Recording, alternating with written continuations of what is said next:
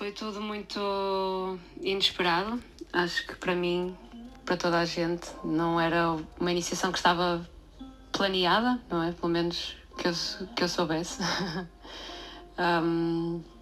Certamente, se calhar, os planos divinos seriam outros, não sei. Mas foi tudo muito... Foi no dia de Brahmacharini, não é? Portanto, o segundo dia de Navaratri.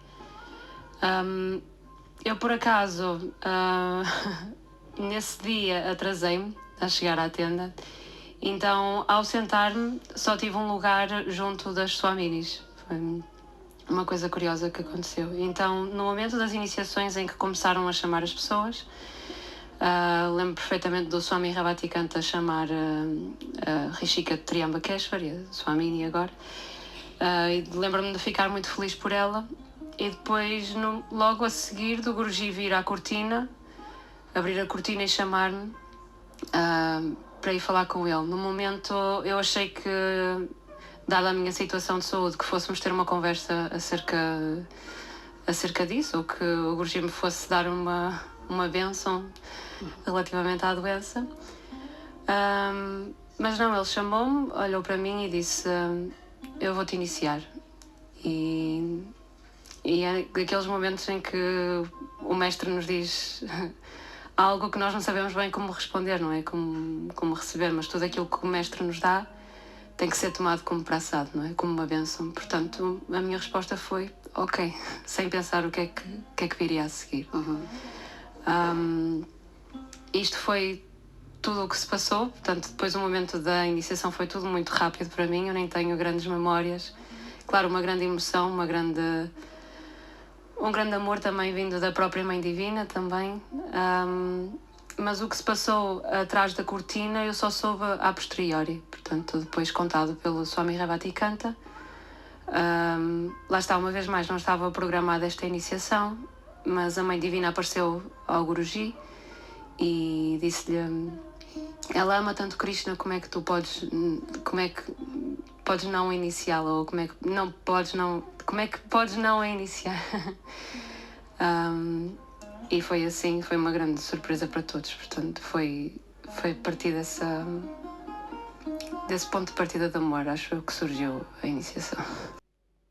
É um papel, é uma responsabilidade, não é? É um grande desafio. Eu acho que, para ser sincera, neste momento eu ainda não tive tempo ainda para me sentar e para meditar, não é, em tudo aquilo que me está a ser dado e proporcionado, não é, e a responsabilidade que é. Eu acho que aquilo que eu tenho neste momento para dar é o amor que eu tenho pelo Guruji, é o amor que eu tenho pela missão dele e essa vontade também de espalhar essa missão dele. Portanto, para mim, neste momento, aquilo que significa o papel de Swamini é isso, é levar o amor de Guruji ao maior número de pessoas possível. É algo que eu também já tive a oportunidade de partilhar antes, mas ao longo da minha experiência também a servir em Vrindavan, foi-me dito logo no início que todo o seva que nos é proposto, todo o serviço, toda a nossa forma de podermos reverenciar o Mestre, tudo aquilo que nos chega, através dos outros e através dele, nós devemos sempre dizer que sim. Isso reflete-se também um bocadinho no momento da iniciação, porque o Guruji diz: vou-te iniciar, e a minha primeira resposta foi ok, não é? Porque é aquilo que vem do Mestre, não é?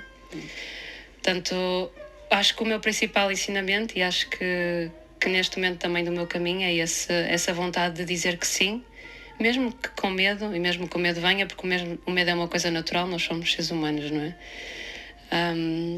Portanto, acho que um dos principais ensinamentos do meu caminho até agora tem sido esse, é o dizer que sim, sempre que nos é proposto um serviço, dizer que sim, porque nós depois não sabemos o quanto nós vamos crescer com isso, não é? E o quanto nós vamos ser capazes de evoluir com esses desafios que nos são trazidos por ele. Portanto, acho que assim, a mensagem principal seria dizer que sim e fazê-lo com amor, mesmo que o medo lá esteja. Um ashram é de extrema importância, eu diria. É de extrema importância haver um local onde nos podemos juntar todos. Acho que isso é o principal. Acho que é de extrema importância haver um local onde podemos festejar juntos, mas é também de extrema importância haver um local onde podemos servir e onde podemos crescer juntos. E eu acho que o ashram, ou as comunidades espirituais, são o pote de cozedura ideal para todos estes ingredientes. E não é tudo... Não é? Quando nos juntamos, somos uma família, tem as suas coisas boas, mas as famílias também têm as suas coisas menos boas, os seus desafios, e é nesses desafios que nós crescemos também. Portanto, a possibilidade de termos um espaço onde nos podemos reunir todos e crescer juntos é de extrema importância para o nosso caminho individualmente, mas também para a missão da Bhakti Marga Portugal, um espaço onde podemos estar juntos, lá está, celebrar, mas também abraçar os desafios que vêm com esse estar juntos. E acho que é nessas relações que nós nos experimentamos e crescemos também uns com os outros. Portanto, é de extrema importância. Todas as pessoas podem ajudar, todas as pessoas podem vir fazer seva e contribuir com o seu serviço, através de donativos também, mas as portas do ashram estão sempre abertas para receber quem quer vir ajudar a missão a crescer. É um sentimento de casa, não é um sentimento novo porque é algo que eu já tive a oportunidade de experienciar antes, mas agora mais consolidado, eu acho. É a casa do Guruji aqui em Portugal, é a casa de todos os devotos, então eu acho que quando entrei foi esse sentimento de ok, eu pertenço aqui, ou pertencemos todos aqui. Acho que é esse sentimento de pertença e que isto seja também uma motivação para continuarmos a levar as coisas para a frente como temos feito. Tem muita importância porque é a oportunidade de juntarmos todas as pequenas comunidades, não é? Todos os pequenos templos, e de nos reunirmos em celebração todos juntos, não é? A oportunidade de trazer a sanga, e mesmo das pessoas que estão muitas vezes mais isoladas por todo o país, que não têm a oportunidade de compartilhar as celebrações ou outros momentos de partilha, é uma oportunidade de nos reunirmos todos e celebrarmos ritualisticamente esse amor, não é? Não só pelas divindades, mas uns pelos outros também. Portanto, essa oportunidade de nos reunirmos aqui em celebração a Ele. Eu acho que cada caminho é um caminho, não é? E nós passamos pelas coisas que temos que passar, não é? Portanto, tantas coisas boas como as dificuldades, como esses momentos de desesperança, como esses momentos com essa falta de propósito. Todos nós temos que passar pelos desafios que temos que passar. Portanto, eu acho que a mensagem a deixar para essas pessoas seria para nunca perder a esperança. Porque acho que Deus está em todos nós, não é? Quer nós saibamos e quer tenhamos consciência disso, quer não tenhamos.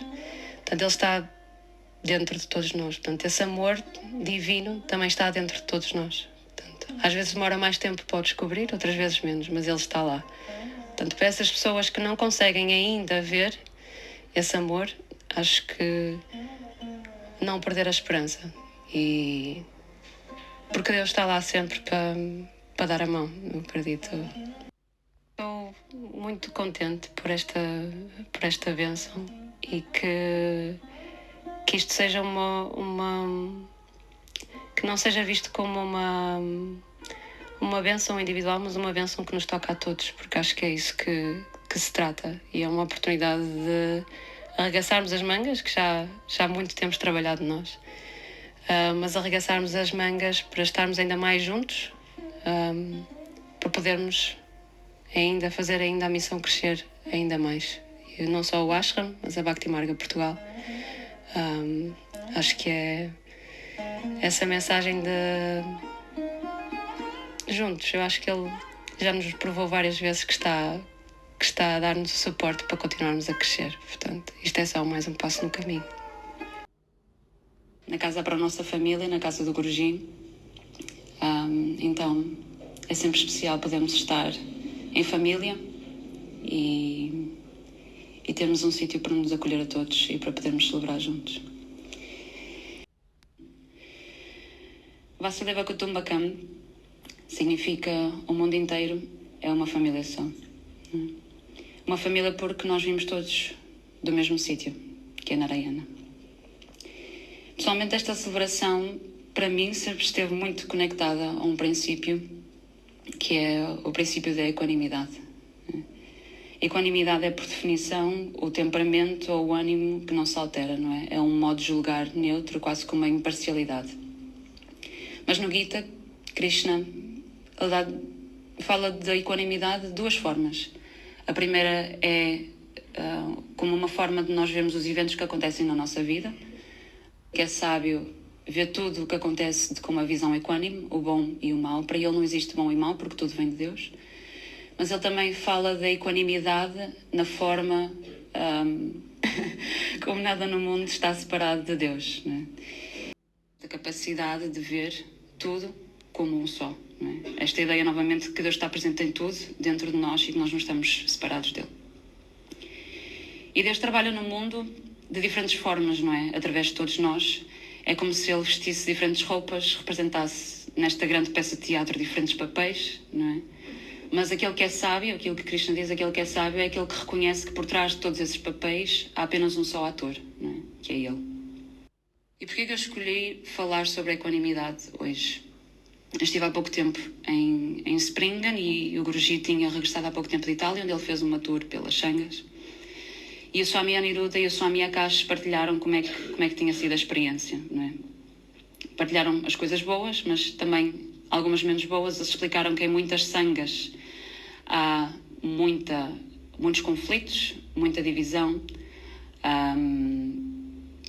muita falta desta unidade que Krishna menciona, não é? O Swami Aniruddha partilhou inclusivamente um exemplo de um devoto, ou penso que 2 devotos, que se recusaram a ir ver o Guruji por causa dos conflitos que havia na Sangha. Não é? Isto já vai além daqueles conflitos que há, que às vezes impedem uma pessoa de ir a um templo.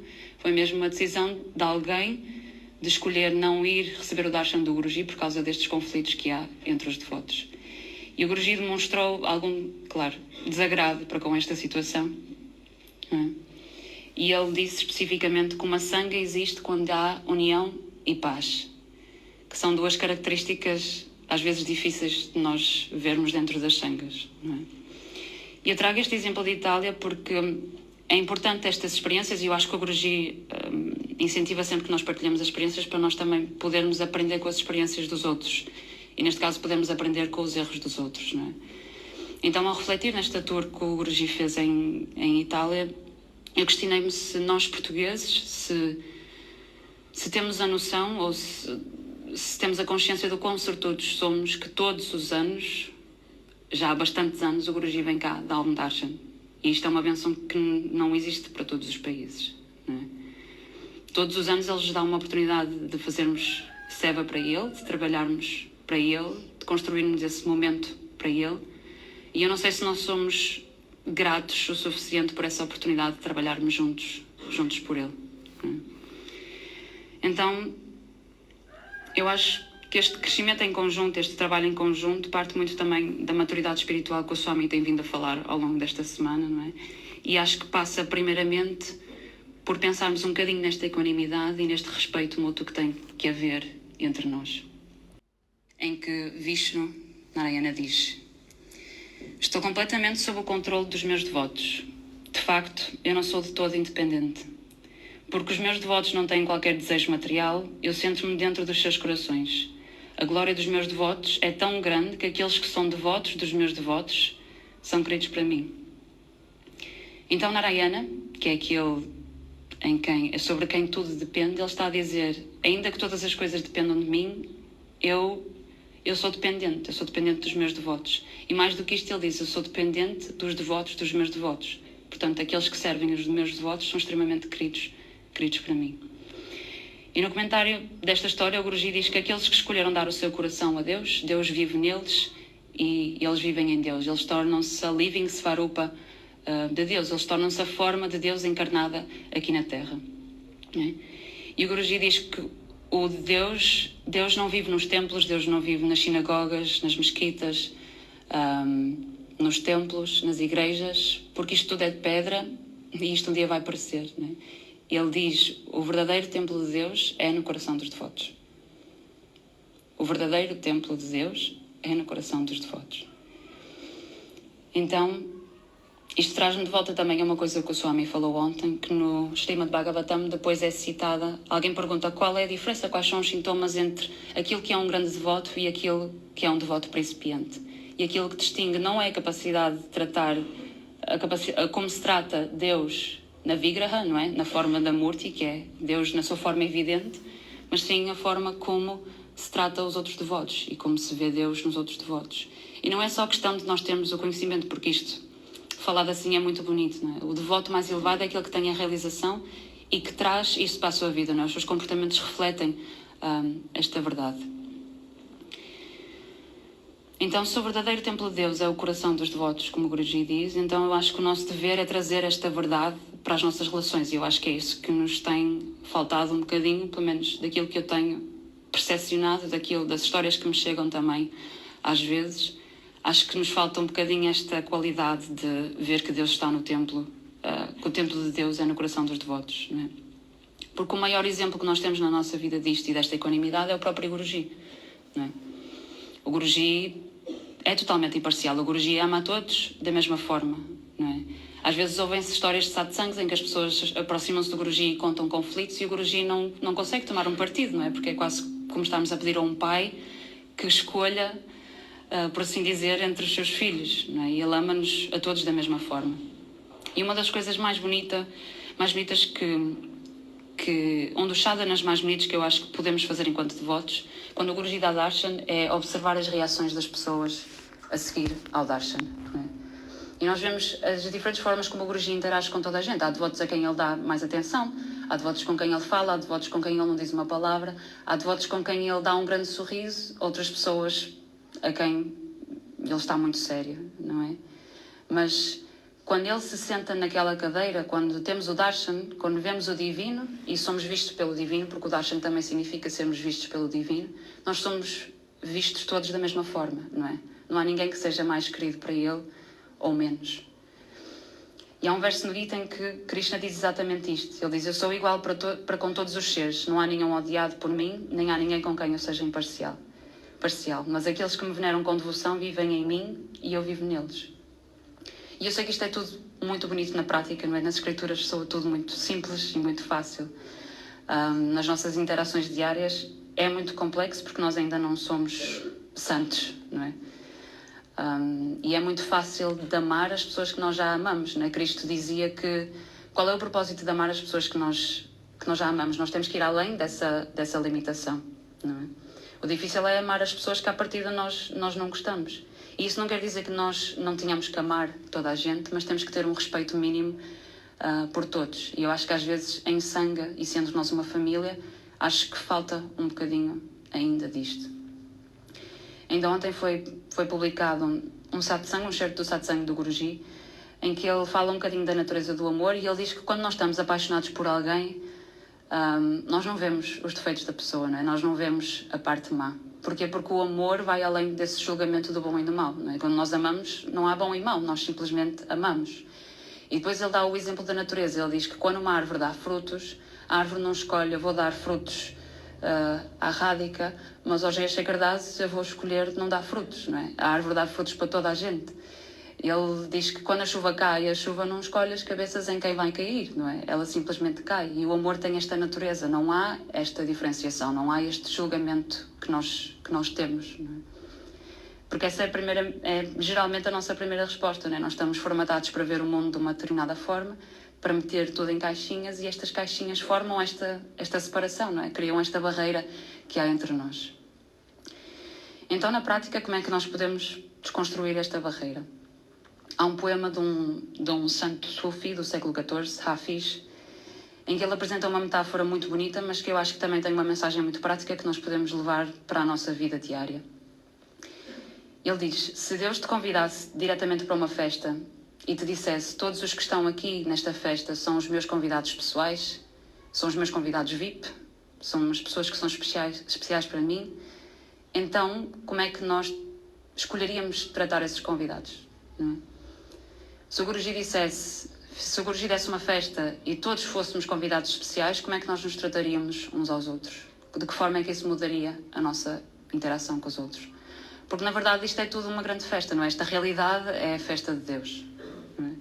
Portanto, todos nós, não há convidados especiais, nós todos somos os convidados especiais. Portanto, nós todos temos que nos tratar de acordo com essa realidade. Então, por exemplo, quando nós nos cumprimentamos com Jai Gurudev, isto devia ser um lembrete desta realidade também, não é? Eu estou a saudar o Guru que há em ti, não é? Portanto, nós dizemos Jai Gurudev tão da boca para fora, nós nunca pensamos que estamos a saudar o Guru que há dentro da outra pessoa, mas ele está lá, não é? Isso devia ser um lembrete constante também dessa realidade. Então eu acho que tudo se torna uma questão de perspectiva, como nós escolhemos olhar para os outros e como nós escolhemos observar a realidade. E uma coisa muito interessante que eu também gostava de partilhar, quando eu estava a preparar este satsang, eu fui procurar a etimologia da palavra observar. E observar vem do latim observare, que significa cuidar de ou guardar. Não é? Ob significa sobre e servar significa manter-se seguro. É quase como servir.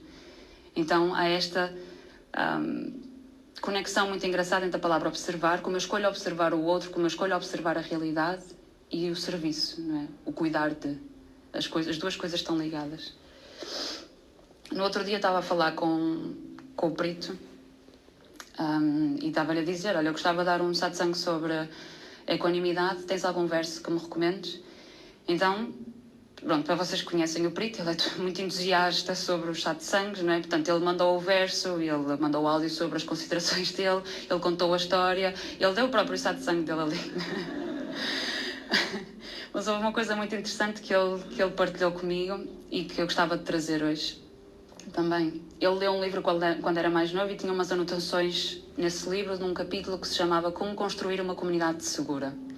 Ele partilhou comigo alguns dos pontos que eu acho que podem ser úteis nesta fase em que já temos o ashram, nesta fase em que estamos a trabalhar para construir a nossa casa, mas que às vezes as coisas parecem lentas ou mais lentas, eu acho, por causa das relações que nós temos uns com os outros.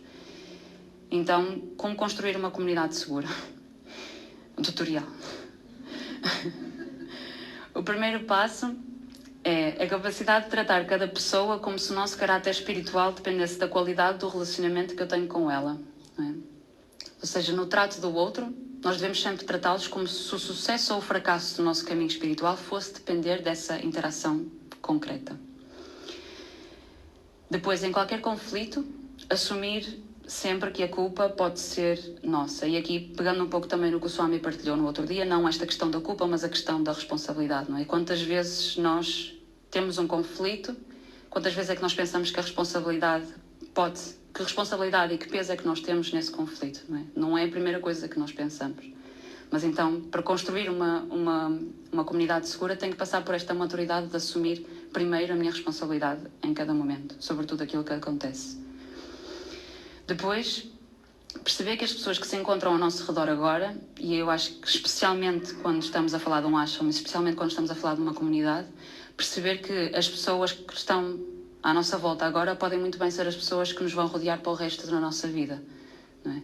Então, os conflitos que nós deixamos por resolver hoje vão se refletir no futuro da comunidade, da mesma forma que os conflitos que nós procuramos resolver e a paz que nós procuramos criar uns com os outros, isso também terá um reflexo no futuro. É um bocadinho como trabalhar em equipa, não é? Para quem teve experiências no desporto, nós temos as nossas amizades e pessoas que gostamos mais no balneário, outras que não gostamos tanto, mas quando estamos dentro de campo e quando estamos em trabalho, todos temos que olhar para todos como colegas de equipa e todos temos que trabalhar para um objetivo comum. Não é? Não há amigos ou inimigos quando nós estamos dentro de campo. Somos colegas de equipa a trabalhar por um objetivo comum.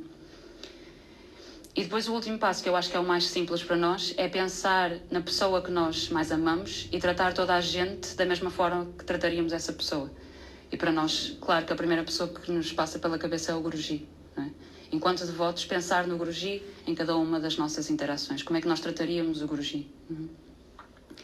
Quando cheguei a Vrindavan, a primeira vez, toda a gente me avisou: olha, na rua tens que ter sempre muito respeito para com cada sado que tu encontras, porque tu nunca sabes quando é que te vais cruzar com um santo. Em Vrindavan eles andam simplesmente à solta. E nós...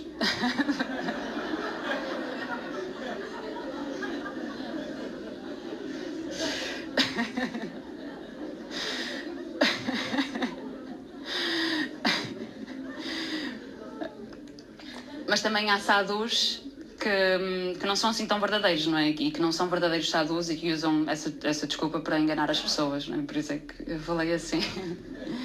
Então eles disseram, trata sempre os sadhus como se tratasse de um santo, porque nós humanos nós não temos a capacidade de perceber quem é um santo e quem é que não é, não é? O Guruji diz que só os santos é que conseguem reconhecer outros santos. Então sempre disseram, trata todos os sadhus, toda a gente que tu encontras na rua, como se de um santo se tratasse. Mas esta é a mentalidade, na verdade, que nós temos que trazer para a nossa vida, não é só em Vrindavan, porque Deus não está só em Vrindavan, não é? Tem que ser em todas as interações que nós temos. Nós somos todos santos em construção, não é? Ou pelo menos esse é o nosso objetivo, ou aquilo que o Guruji gostaria que fosse o nosso objetivo. Portanto, esta mentalidade de tratar todos como santos também tem que estar presente. E eu acho que quando o Guruji me disse Vrindavan é onde estão os meus devotos, também tinha a ver um bocadinho com esta realidade, não é? Tudo é Vrindavan, não é? Os santos andam à solta.